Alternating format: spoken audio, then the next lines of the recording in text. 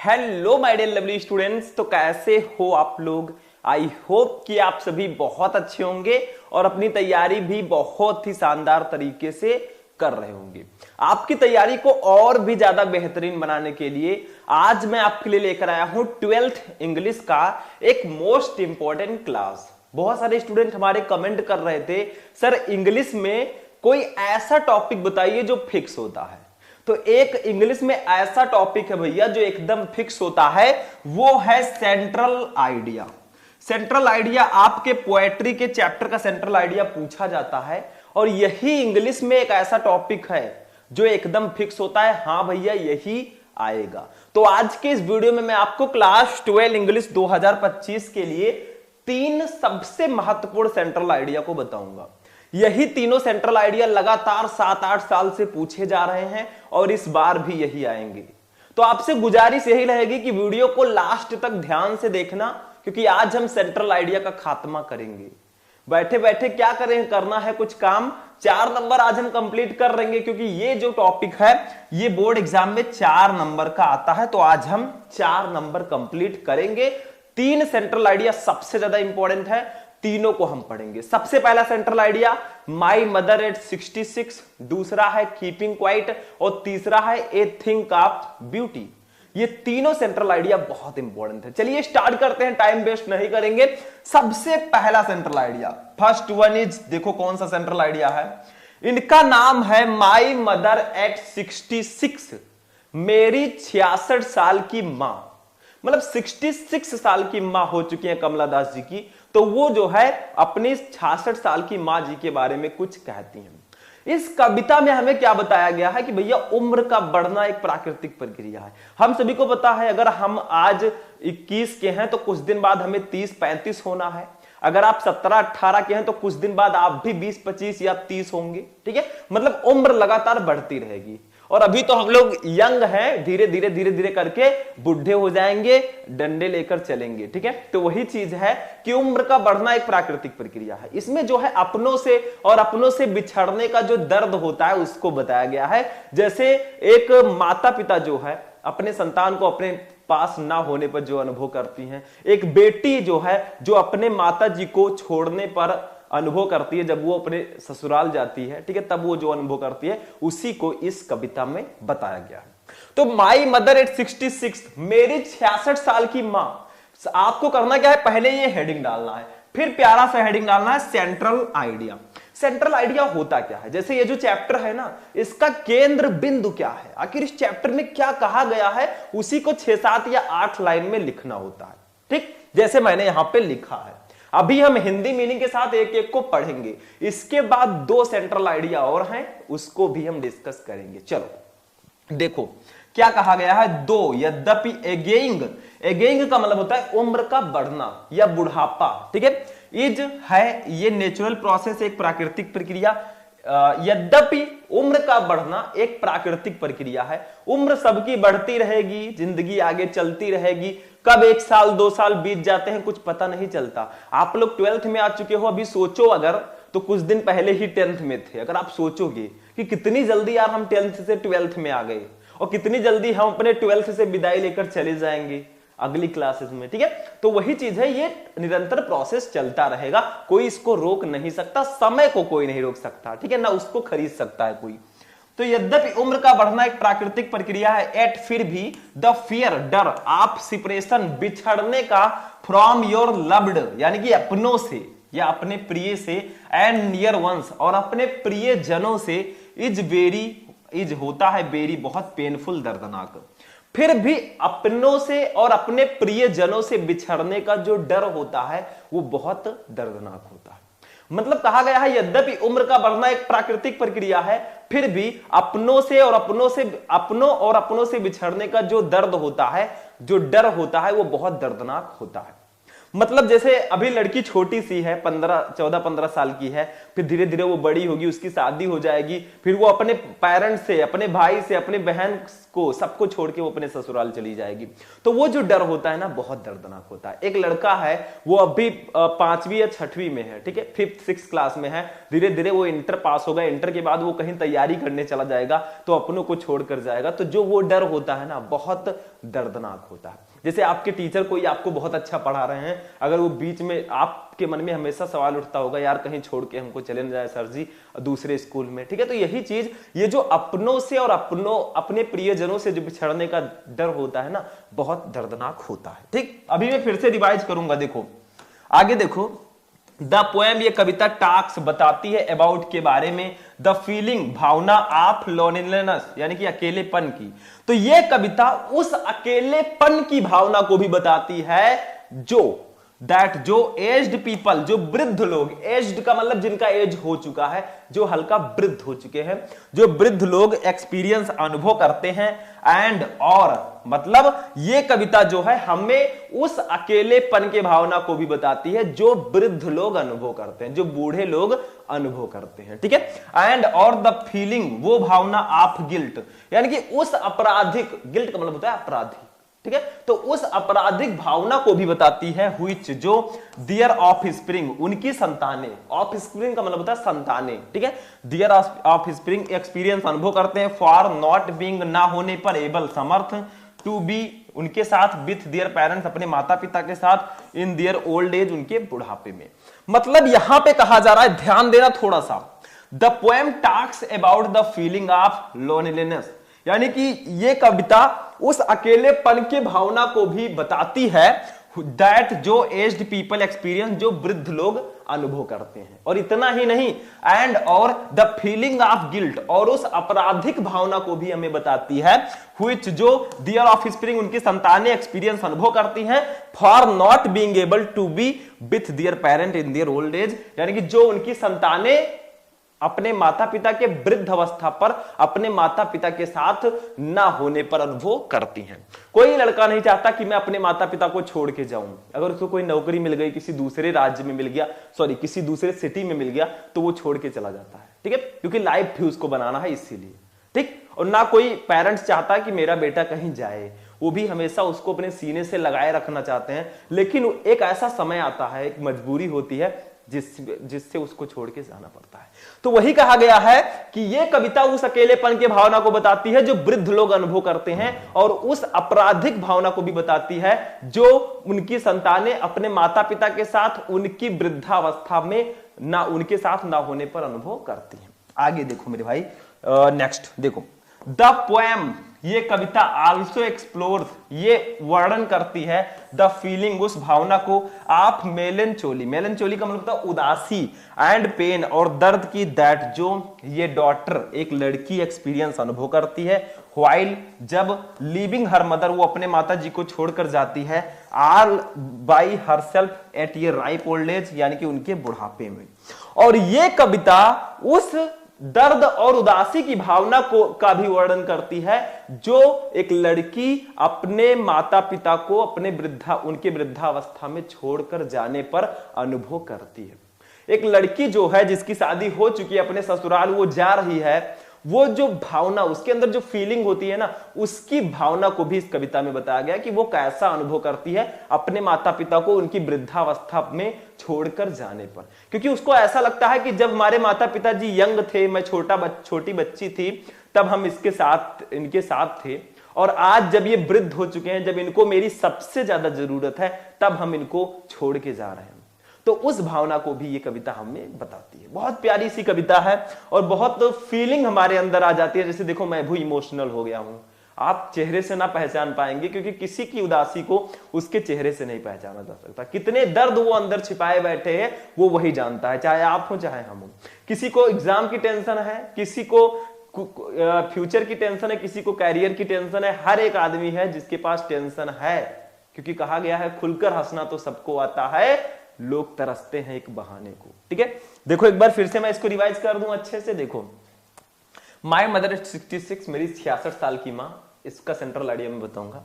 दो ageing is a natural process, यद्यपि उम्र का बढ़ना एक प्राकृतिक प्रक्रिया है। Yet the fear of separation from your loved and near ones is very painful, फिर भी अपनों और अपनों प्रियजनों से बिछड़ने का जो डर होता है बहुत दर्दनाक होता है। ठीक है, the poem talks about the feeling of loneliness that aged people experience, ये कविता हमें उस अकेलेपन की भावना को बताती है जो वृद्ध लोग अनुभव करते हैं। And the feeling of guilt, और उस अपराधिक भावना को भी बताती है which their offspring experience for not being able to be with their parents in their old age, जो उनकी संतानें अपने माता पिता के वृद्धावस्था पर उनके साथ ना होने पर अनुभव करती हैं, उस भावना को भी ये कविता हमें बताती है। ठीक है, आगे देखो। The poem also explores the feeling of melancholy and pain that a daughter experienced while leaving her mother all by herself at a ripe old age, और ये कविता उस दर्द और उस उदासी की भावना को भी उदासी की भावना का भी वर्णन करती है जो एक लड़की अपने माता पिता के मतलब अपने माता जी के वृद्धावस्था में उनके साथ ना होने पर अनुभव करती है, या उनको छोड़कर जाने पर जो अनुभव करती है एक लड़की, उस भावना को भी ये कविता हमें बताती है। बहुत ही इमोशनल ये कविता है, तो मैं अब इसको हटाऊंगा क्योंकि ज्यादा इमोशनल हो जाऊंगा तो आपको पढ़ाएगा कौन। ठीक है, आंसू गिरने लगेंगे। तो इसको आप लोग नोट करना चाहें तो मैं साइड में हूं, आप नोट कर सकते हैं। ठीक है, चलो नोट कर लिया होगा शायद, आप बहुत तेज हैं। ठीक है, चलो होता रहेगा, जो होना है लाइफ में होता रहेगा। हमें क्या है, हमारी जो फॉर्मेलिटी है वो हमें पूरा करना है। चलो स्टार्ट करते हैं। दूसरा देखते हैं, दूसरा सेंट्रल आइडिया क्या है। अब देखो माय डियर लवली स्टूडेंट, हमारा जो दूसरा सेंट्रल आइडिया है ये है कीपिंग क्वाइट, मतलब शांत रहो। ठीक है, कीपिंग क्वाइट। अब देखो इस सेंट्रल आइडिया में आपको थोड़ा क्वाइट रहने को कहा जा रहा है, थोड़ा सा शांत रहो, थोड़ा सा मौन में रहो। ठीक है, ऐसा नहीं जैसे आप लोग हैं पढ़ाई कर रहे हैं, अब अगर आप चिल्लाते हुए जाएंगे, अरे भैया हम तो 95% लाएंगे, हम तो 99 ले आएंगे, टॉपर का भी रिकॉर्ड तोड़ देंगे, तो क्या हो पाएगा? नहीं। जो काम शांति से हो जाता है ना, वो काम ऐसे नहीं होता, चिल्लाने से नहीं होता। ठीक, अगर मान लीजिए दो लोगों में झगड़ा है, ठीक है, अगर आप झगड़ा करेंगे दोनों लोग तो क्या होगा? मारपीट होगा, आप जेल जाएंगे। अगर वही काम आप प्यार से निपटा लेंगे तो कितना अच्छा हो, शांति से। ठीक है, तो वही चीज कहा जा रहा है कि कीपिंग क्वाइट, हमेशा शांत रहो। तो इसमें क्या कहा जा रहा है कि हमें शांत रहना चाहिए, हमें आत्मनिरीक्षण करना चाहिए। ठीक है, यही चीज है कि मनुष्य की जो आज देखते हैं हम लोग कितने बिजी हो गए हैं, बहुत जल्दबाजी में कोई भी काम करते हैं, और आपको पता है जल्दबाजी का काम शैतान का होता है, फिर भी हम कोई भी काम बहुत जल्दबाजी में करते हैं। ठीक है, तो यही सारी चीजें हैं कि हमेशा अपने काम को अच्छे से करो, बहुत जल्दबाजी मत करो। ऐसा मत सोचो कि पूरा इंग्लिश मैं एक ही दिन में कंप्लीट कर दूं। धीरे धीरे काम, धीरे धीरे पढ़ाई करते रहोगे, आपका सिलेबस कंप्लीट होता रहेगा। देखो कीपिंग क्वाइट सेंट्रल आइडिया, खूब प्यारा सा हेडिंग डालेंगे, फिर हम पढ़ेंगे। देखो मैं एक बात और क्लियर कर दूं कि आपने अगर कोई दूसरा सेंट्रल आइडिया पढ़ रखा है उसको लिख दीजिए, कोई दिक्कत नहीं है, क्योंकि अलग अलग बुक में सेंट्रल आइडिया अलग अलग होता है। क्योंकि मुझे पता था कुछ बच्चे कमेंट करेंगे, सर मैंने तो दूसरा वाला याद कर लिया, दूसरी बुक में ऐसा है। देखो सारे बुक में सेंट्रल आइडिया सही लिखे हैं, कोई जरूरी नहीं है जो मैं बता रहा हूं यही छाप के आ जाओ। अगर यही लिख देते हो तो भी ठीक है, लेकिन अगर आपने दूसरे बुक का पहले से ही याद कर रखा है तो कोई दिक्कत नहीं है, आप उसको ही जाकर लिख देना, ये मैं क्लियर कर दूं। ठीक है, क्योंकि बहुत सारे स्टूडेंट कंफ्यूज हो जाते हैं कि सर यही वाला याद कर लें या अपना वाला रहने दे, अपना वाला भी रहने दो। देखो keeping quiet, in keeping quiet कविता में द पोएट, कवि डिमांड्स, मांग करता है या जोर देता है द नेसेसिटी, आवश्यकता की आप क्वाइट इंट्रोस्पेक्शन यानी कि शांत आत्मनिरीक्षण की। तो कीपिंग क्वाइट कविता में जो कवि है वो शांत आत्मनिरीक्षण की मांग करता है कि हमेशा आप शांति बनाए रखें, शांत आत्मनिरीक्षण की वो मांग करता है। मैन्स एक्शन, मनुष्य की हरकतें या मनुष्य का जो काम है, ठीक है, हिज रस, उसकी जल्दबाजी, एंड हरी, और उसकी हड़बड़ी और जल्दबाजी, हैव ऑलरेडी, उसने पहले से ही कॉज्ड, पैदा कर दिया या कारण बन गई है, मच चाओज, बहुत ज्यादा अराजकता का, एंड ट्रबल, और परेशानी का, इन द वर्ल्ड, संसार में। तो मनुष्य की हरकतें, उसकी हड़बड़ी और उसकी जल्दबाजी ने दुनिया में पहले से ही अराजकता और परेशानी पैदा कर दी है। मतलब हमारी जो है, जो हड़बड़ी है, जो हमारी हरकतें हैं और हमारी जो जल्दबाजी है, उसने पहले से ही दुनिया में परेशानी पैदा कर दी है। क्योंकि जल्दबाजी किसी भी काम में नहीं करना चाहिए, हमेशा शांति बनाकर रखना चाहिए, यही चीज है। ठीक है, समझाना यही चाह रहा है। नाउ अब इट इज द टाइम, वो समय आ गया है, व्हेन जब ही शुड टेक ये पॉज, ही शुड उसे लेना चाहिए, ही शुड टेक उसे लेना चाहिए ये पॉज, एक विराम, या फिर उसे रुकना चाहिए।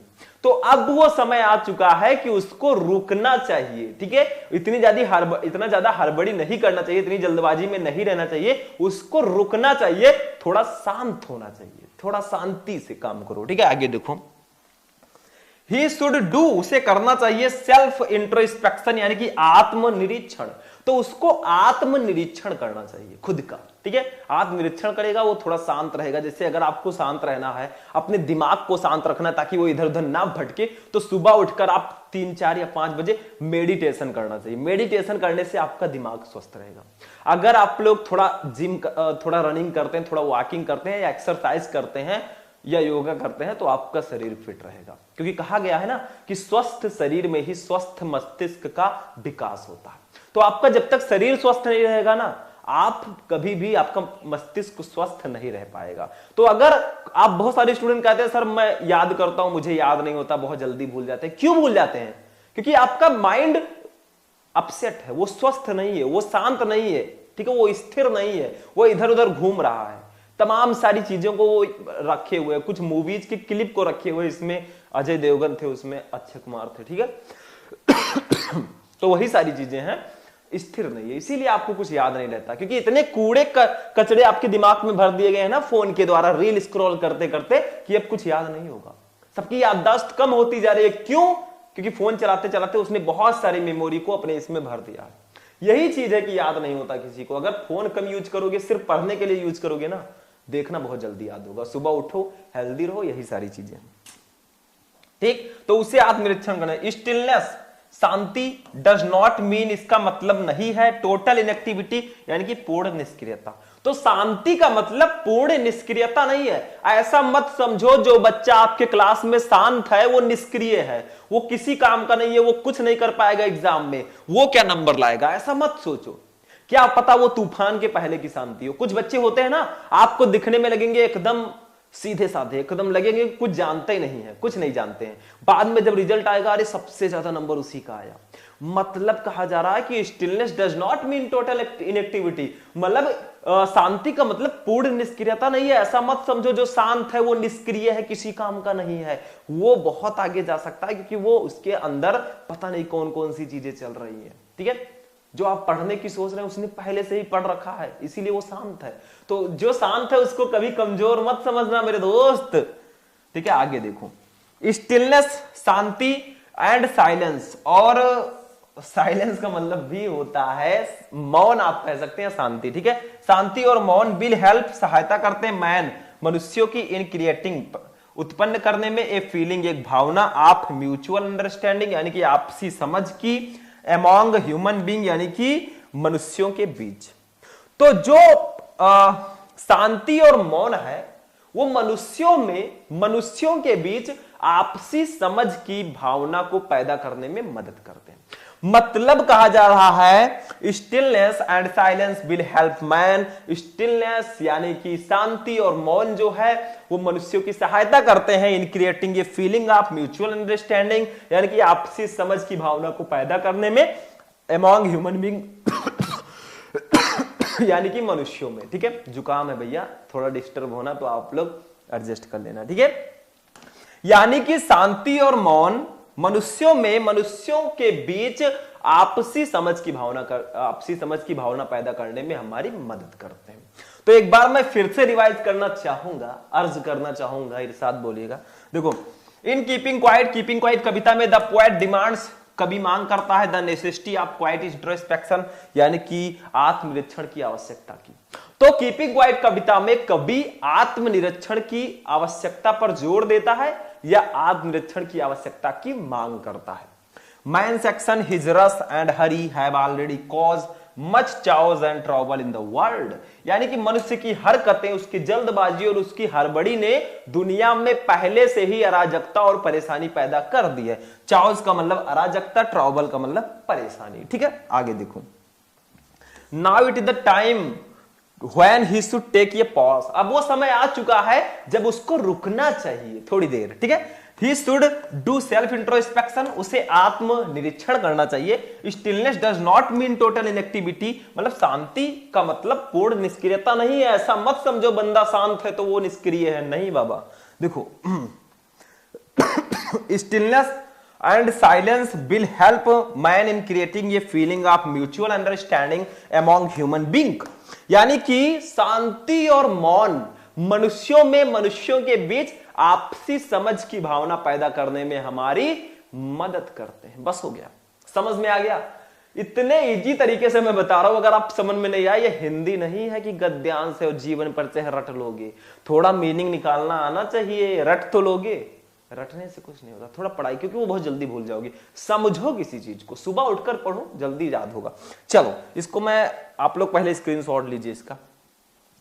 चलो इसको मैं हटा रहा हूं। अपना तीसरा सेंट्रल आइडिया देखते हैं जो बहुत ज्यादा इंपॉर्टेंट है। आज हमने प्रण ले लिया है कि 4 नंबर आपका कंप्लीट कराएंगे। आप भी प्रण ले लीजिए कि वीडियो को लाइक कर दीजिए, चैनल को सब्सक्राइब कर लीजिए, बस। और हमको क्या चाहिए जिंदगी के लिए। चलो आगे बढ़ते हैं। नेक्स्ट सेंट्रल आइडिया देखते हैं क्या है। अब देखिए मेरे प्यारे स्टूडेंट, हमारा जो नेक्स्ट सेंट्रल आइडिया है ये है ए थिंग ऑफ ब्यूटी, सुंदरता की एक चीज। मतलब इसका सेंट्रल आइडिया क्या होगा। देखो कोई भी सुंदर चीज होती है, अगर हम उसको देख लें तो वो हमारे दिमाग में नाचती रहती है। हम सुंदर चीजों को देखकर सभी लोग आकर्षित होते हैं। ठीक है, क्योंकि सुंदरता को देखकर सब आकर्षित होते हैं। भले ही जो सुंदरता होती है ज्यादा समय के लिए नहीं होती है। कोई व्यक्ति बहुत सुंदर है लेकिन समय आते आते उसको वृद्ध होना है और धीरे धीरे वो बुढ़ा हो जाएगा। तो सुंदरता जो है वो अनंत नहीं है, लेकिन कुछ चीजें ऐसी भी हैं जिसकी सुंदरता अनंत है। ठीक है, तो यही चीजें हैं कि सुंदरता और ब्यूटी के बारे में इस चैप्टर में बताया गया है। वही चीजें हम यहाँ पे डिस्कस करेंगे कि जो सुंदरता होती है ना, वो हमें शाश्वत और चिरस्थायी आनंद प्रदान करती है। अगर हम कोई सुंदर वस्तु को देख लें, अरे यार कितना सुंदर है यार, कितना अच्छा लग रहा है ना, कितना अच्छी फीलिंग आती है अंदर से, तो वो हमें थोड़ा सा हैप्पी करती है, थोड़ा सा आनंद प्रदान करती है। आज के जमाने में खुश रहना भी एक टैलेंट है, मतलब खुश रहना भी एक चैलेंज हो गया है। कोई व्यक्ति खुश नहीं है। ठीक है, देखो क्या है the central idea of the poem. इस कविता का लाइज का मतलब निहित है या विद्यमान है in the very opening line, यानी कि पहली ही पंक्ति में ऑफ द पोएम, कविता के a thing of beauty, a thing of beauty. मतलब इस कविता का जो सेंट्रल आइडिया है ये इसकी पहली ही पंक्ति ए थिंक ऑफ ब्यूटी में निहित है। मतलब ए थिंक ऑफ ब्यूटी जो हेडिंग है ना, इसी में ही इसका अर्थ निहित है। इसका सेंट्रल आइडिया इसी में निहित है कि इसमें ब्यूटी के बारे में ही बताया गया होगा, ब्यूटी। ठीक है, तो the central idea of the poem lies in the very opening line in of the poem A thing of beauty. यानी कि इस कविता का सेंट्रल आइडिया जो है इसकी पहली पंक्ति ए थिंक ऑफ ब्यूटी में ही निहित है।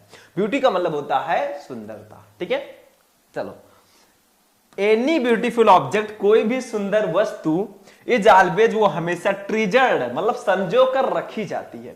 कोई भी सुंदर वस्तु संजो कर रखी जाती है इन आवर माइंड्स, हमारे दिमाग में। तो कोई भी सुंदर वस्तु जो होती है वो हमेशा हमारे दिमाग में संजो कर रखी जाती है। कोई बहुत सुंदर चीज आप देख लेंगे, गाड़ी बहुत अच्छी है यार, मुझे तो लेना है, तो उसको आप देख लेंगे तो वो हमेशा आपके दिमाग में संजो कर रखी जाती है कि यार कितनी अच्छी थी वो ना। आगे समझदार हो। बिकॉज, क्योंकि इट प्रोवाइड्स, ये हमें प्रदान करती है अस हमें इटर्नल, मतलब शाश्वत एंड एवरलास्टिंग और चिरस्थायी जॉय, आनंद। क्योंकि ये हमें शाश्वत और चिरस्थायी आनंद प्रदान करती है। कोई भी सुंदर वस्तु आप देख लेते हैं तो वो आपके दिमाग में बहुत अच्छे से बैठ जाती है, वो संजो कर रख दी जाती है और जो है वो हमें चिरस्थायी और शाश्वत और चिरस्थायी आनंद हमें प्रदान करती है। ठीक है, द हैप्पीनेस, वो खुशी, वो प्रसन्नता, दैट जो एनीथिंग ब्यूटीफुल, कोई भी सुंदर वस्तु प्रोवाइड्स, प्रदान करती है, नेबर फेड इनटू नथिंगनेस, वो कभी शून्य नहीं होती। नेबर फेड इनटू नथिंगनेस का मतलब कभी शून्य ना होना, तो वो कभी शून्य नहीं होती। मतलब वो प्रसन्नता जो हमें किसी सुंदर वस्तु से मिलती है वो कभी शून्य नहीं होती, वो हमेशा कुछ ना कुछ हमारे दिमाग में रहती है, ठीक है। बट लेकिन मल्टीपल मैनीफोल्ड, वो कई गुना बढ़ जाती है, व्हेनेवर, जब कभी भी इट रिटर्न्स, ये लौटती है, टू आवर माइंड, हमारे दिमाग में।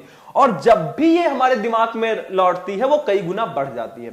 मतलब किसी सुंदर चीज को आपने देख लिया, 2-4 दिन तक आपके दिमाग में वो घूमता रहा, ठीक है, फिर उसके बाद धीरे धीरे आपकी जो मेमोरी है वो उसको भूलती जाएगी, लेकिन जैसे ही वो हमारे दिमाग में फिर से वापस आएगी वो कई गुना बढ़ जाएगी। वही कहा गया है कि देखो कहां गया भाई, देखो, any beautiful object is always treasured in our mind, कोई भी सुंदर वस्तु हमारे दिमाग में संजो कर रखी जाती है, because it provides us eternal and everlasting Joy, वो हमें शाश्वत और चिरस्थायी आनंद प्रदान करती है। The happiness that anything beautiful provides, वो प्रसन्नता, वो खुशी जो कोई सुंदर वस्तु हमें प्रदान करती है, नेबर फेड इनटू नथिंगनेस, वो कभी शून्य नहीं होती, बट लेकिन बल्कि multiple manifold whenever it returns to our mind, बल्कि जब वो हमारे दिमाग में लौटती है तो कई गुना बढ़ जाती है। मतलब वो सुंदरता कभी जीरो नहीं होती, भले ही हम हीरो हो जाएं। आगे देखो, नेक्स्ट देखते हैं, ब्यूटी, ब्यूटी का मतलब सुंदरता,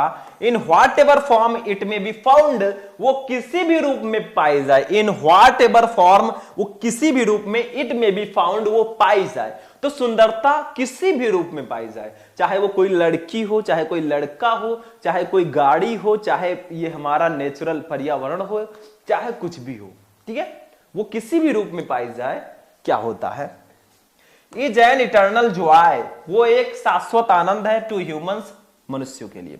तो सुंदरता चाहे किसी भी वो रूप में पाई जाए, वो हम जैसे मनुष्य के लिए एक शाश्वत आनंद है, ठीक है। आगे देखो, बिकॉज, क्योंकि इट ऑफर्स, ये प्रदान करता है ह्यूमंस, मनुष्यों को, द कॉन्स्टेंट अपॉर्चुनिटी, निरंतर अवसर, टू रिफ्लेक्ट मतलब चिंतन करने का, ऑन दैट ब्यूटी, उस सुंदर वस्तु पर, क्योंकि यह मनुष्यों को उस सुंदर वस्तु पर या उस सुंदरता पर चिंतन करने का अवसर प्रदान करता है, चिंतन करने का अवसर प्रदान करता है कि हमें कुछ उसके बारे में सोचना चाहिए, वो अपॉर्चुनिटी हमें देता है, ठीक है। आगे देखो, which stands in such stark constant, जो विपरीत है, to the dejection, निराशा के, मोनोटोमी, निरस्ता के, एंड अगलीनेस, और कुरूपता के, of our daily everyday lives, यानी कि हमारे दैनिक जीवन के, जो हमारे दैनिक जीवन के निराशा, निरस्ता और कुरूपता के बिल्कुल विपरीत है, ठीक है। बस ये वाला सेंट्रल आइडिया हो गया। एक बार फिर से हम लोग इसको डिस्कस करेंगे, प्यारा सा सेंट्रल आइडिया है, ब्यूटी के बारे में इसमें बताया गया है। कौन ब्यूटी, मतलब ए थिंक ऑफ ब्यूटी, ठीक है। चलो देखते हैं, ए थिंक ऑफ ब्यूटी, सुंदरता की एक चीज, कितना अच्छा नाम है। सेंट्रल आइडिया हम देखते हैं, the central idea of the poem lies in the very opening line of the poem A thing of beauty, यानी कि इस पोएम का सेंट्रल आइडिया इसकी पहली ही पंक्ति ए थिंक ऑफ ब्यूटी में निहित है। उसी वर्ड को सुनने से ही हमें पता चल जाता है इस पोएम में कहा क्या गया होगा, एक आइडिया लग जाता है। Any beautiful object is always treasured in our mind, कोई भी सुंदर वस्तु हमेशा हमारे दिमाग में संजो कर रखी जाती है, बिकॉज, क्योंकि it provides us eternal and everlasting Joy, वो हमें शाश्वत और चिरस्थायी आनंद प्रदान करती है, इसीलिए हम संजोकर अपने दिल और दिमाग में उसको रखते हैं। आगे देखो, the happiness that anything beautiful provides, वो खुशी, वो प्रसन्नता जो कोई सुंदर वस्तु हमें प्रदान करती है, नेवर फेड इनटू नथिंगनेस, वो कभी शून्य नहीं होती, but multiple manifold whenever it returns to our mind, जबकि वो जब भी हमारे दिमाग में लौटती है वो कई गुना बढ़ जाती है, कई गुना बढ़ जाती है। आगे देखो, beauty in whatever form it may be found, सुंदरता चाहे वो किसी भी रूप में पाई जाए, is an eternal joy to humans, वो हम मनुष्यों के लिए एक शाश्वत आनंद है, ठीक है। बिकॉज, क्योंकि it offers humans the constant opportunity to reflect on that beauty, क्योंकि वो मनुष्यों को उस सुंदरता पर चिंतन करने का अवसर प्रदान करती है, which stands in such stark contrast to the dejection, monotony and ugliness of our everyday lives, जो हमारे दैनिक जीवन के डिजेक्शन, निराशा, मोनोटोनी यानी कि निरस्ता, एंड अगलीनेस और कुरूपता के बिल्कुल विपरीत है, क्योंकि हमारे जीवन में डिजेक्शन भी होती है, निराशा भी होती है, ठीक है। मोनोटोनी मतलब नीरसता होती है। अगलीनेस कुरूपता, जो सुंदर ना हो उसको अगली बोलते हैं, ठीक है। तो ये सब जो सुंदरता जो है इसके बिल्कुल विपरीत है, ठीक, इन सबके विपरीत है। तो यही चीज है a thing of beauty central idea. बहुत प्यारा सा सेंट्रल आइडिया था। तो सबसे पहले हम कुछ इमोशनल हुए, माय मदर एट 66 में थोड़ा इमोशन हमारे अंदर आया। फिर हमने कीपिंग क्वाइट पढ़ा कि हमें शांत रहना चाहिए, थोड़ा सा हमें ज्ञान मिला। फिर हमने पढ़ा ए थिंक ऑफ ब्यूटी, बहुत प्यारी सी कविता है, मतलब सुंदरता की एक चीज की सुंदर वस्तुओं को देखकर सब आकर्षित होते हैं, जैसे आपके गुरुजी हो गए, ठीक है। तो आज का क्लास भैया यहीं पर फिनिश होगा। हमने आज जाना क्लास 12 इंग्लिश के 3 सबसे महत्वपूर्ण सेंट्रल आइडिया को, टॉप 3 सेंट्रल आइडिया जो आपके बोर्ड एग्जाम में इस बार आएंगे। तो इन तीनों को पढ़ लेना, 4 नंबर ले जाना। एग्जामिनर कभी कहेगा, कहना पड़ेगा कि बेटा ले 4 में 4 और लगा दे 4 में चांद, ठीक है। 4 में 4 आपको वो देगा। तो ऐसे ही सपोर्ट बनाए रखो, आपके सपोर्ट की जरूरत है। हम ऐसे ही क्लासेस आपके लिए लाते रहेंगे, एंजॉय करते रहेंगे, क्योंकि पढ़ाई अगर करना है बहुत सीरियस होके करोगे कभी नहीं सक्सेस होगी। थोड़ा सा एंजॉय के साथ, एंटरटेनमेंट के साथ हम पढ़ेंगे और फिर से दूसरे क्लास में मिलेंगे। चलिए फिर मिलते हैं नेक्स्ट वीडियो में नेक्स्ट टॉपिक के साथ। तब तक के लिए बाय बाय।